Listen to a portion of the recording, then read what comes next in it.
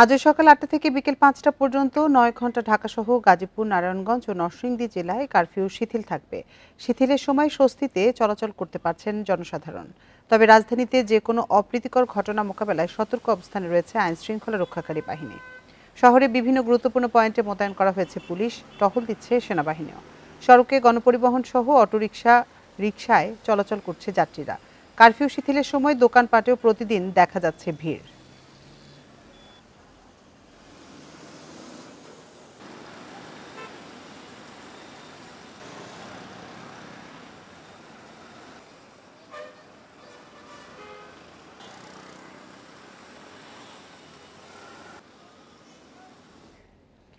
কারফিউয়ের পরিস্থিতি জানাতে খুলনা এবং ময়মনসিংহ থেকে আমাদের সাথে যোগ দিচ্ছেন সহকর্মীরা। শুরুতেই যাচ্ছি খুলনায়, সেখানে আছেন সহকর্মী অভিজিৎ পাল। অভিজিৎ, খুলনায় আজকের পরিস্থিতি কেমন দেখছেন? কারফিউ সেখানে কেমন চলছে? সাধারণ মানুষ স্বস্তিতে চলাফেরা করতে পারছে কিনা কারফিউ শিথিলের সময়?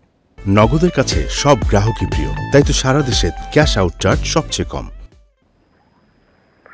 হ্যাঁ, খুলনা যতই সময় পার হচ্ছে ততই খুলনার পরিস্থিতি আসলে অনেকটাই প্রথম থেকেই শান্ত ছিল এবং এখনো শান্ত রয়েছে, এবং যার কারণে খুলনাতে প্রতিদিনই আমরা দেখতে পাচ্ছি যে জেলা প্রশাসনের পক্ষ থেকে যে কারফিউ শিথিলের যে সময়, সেই সময়টি প্রতিদিনই বাড়ানো হচ্ছে।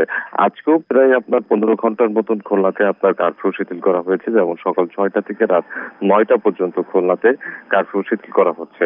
এবং এর পাশাপাশি কিন্তু আমরা দেখতে পাচ্ছি যে কারফিউ শিথিল করা থাকলেও খুলনার যে গুরুত্বপূর্ণ যে মোড়গুলো রয়েছে, নগরী শিববাড়ি মোড়, আপনার ময়রাপোতা মোড় এবং রয়্যাল মোড় সহ বিভিন্ন যে মোড়গুলো রয়েছে, সেই মোড়গুলোতে আইন শৃঙ্খলা বাহিনীর একটি পর্যাপ্ত উপস্থিতি আমরা প্রতিদিনই চোখে দেখতে পাচ্ছি। এবং যখন কারফিউর সময় শুরু হচ্ছে তখন সেই রাস্তাগুলোতে পুলিশ এবং প্রশাসনের চেকপোস্টও বসছে, এবং সেই চেকপোস্ট থেকে মানুষদেরকে কারফিউ চলাকালীন সময় তাদেরকে আসলে যারা বাইরে বের হচ্ছেন তাদের বের হওয়ার পেছনের কারণ সম্বন্ধে জানতে চাওয়া হচ্ছে, এবং যৌক্তিক কারণ পাওয়ার পরে তাদেরকে সেই নির্দিষ্ট স্থানে যাওয়ার জন্য প্রশাসন ছেড়ে দিচ্ছে, অথবা তাদেরকে ফেরত পাঠানো হচ্ছে বাড়ির দিকে।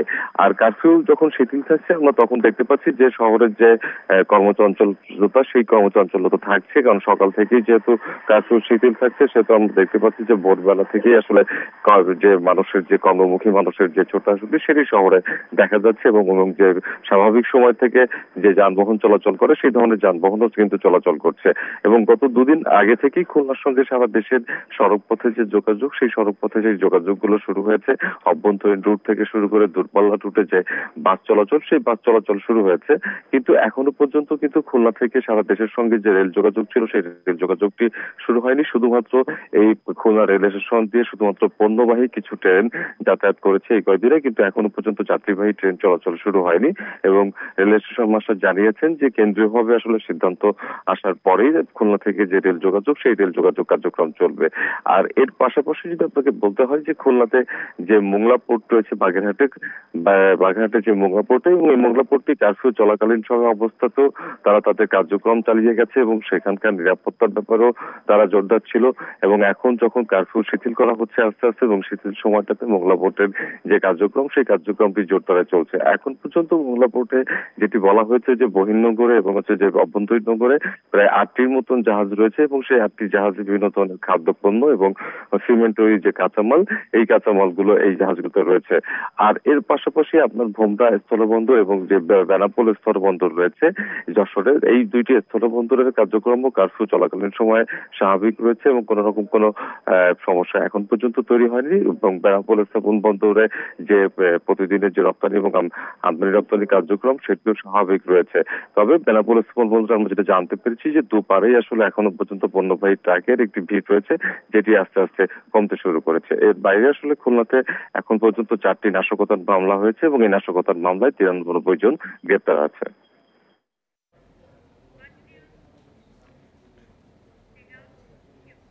এবার ময়মনসিংহ থেকে যোগ দিচ্ছেন সহকর্মী আবু সালেম মুসা। মুসা, ময়মনসিংহে আজ কারফিউ কতক্ষণ শিথিল থাকছে, আর জনজীবন স্বাভাবিক পর্যায়ে ফিরছে কিনা?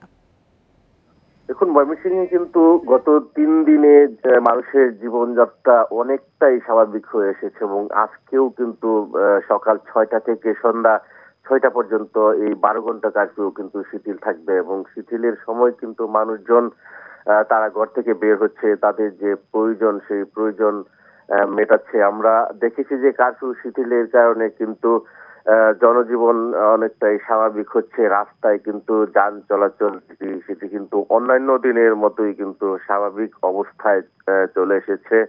এবং আমরা দেখেছি যে এই কারফিউ শিথিলের মধ্যেও কিন্তু আইন শৃঙ্খলা বাহিনী তাদের যে তৎপরতা আহ, সেটিও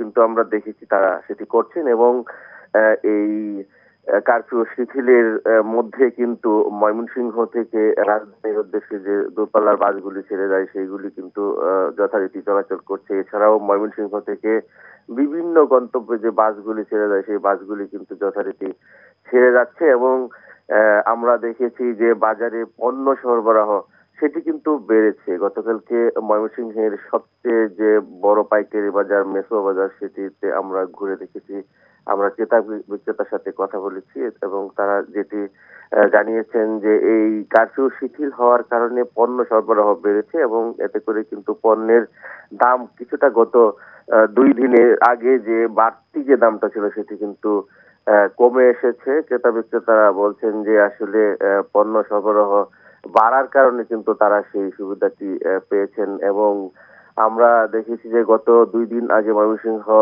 সিটি কর্পোরেশনের যে মেয়র ইকরামুল টিটু উনিও বাজার ব্যবসায়ীদের সাথে কথা বলে বাজারকে স্বাভাবিক রাখার জন্য তৎপরতা সেটি কিন্তু করেছেন। এবং এই যে কারফিউ যে সময়টা সেই সময়টা শেষ হওয়ার পর কিন্তু লোকজনকে যারা বাইরে বের হচ্ছেন তাদেরকে কিন্তু আইন শৃঙ্খলা বাহিনীর বিভিন্ন প্রশ্নের মুখোমুখি পড়তে হচ্ছে। এবং আমরা দেখেছি যে কারফিউর শিথিলের পরের সময়টুকুতে আইন শৃঙ্খলা পরিস্থিতির আইন শৃঙ্খলা বাহিনীর যে তৎপরতা সেটি কিন্তু অনেকটাই বেড়ে যায়। এই ছিল ময়মনসিংহের কারফিউর সার্বিক অবস্থা। খুলনা এবং ময়মনসিংহ থেকে কারফিউ পরিস্থিতি সবশেষ তথ্য জানাচ্ছিলেন আমাদের সহকর্মীরা।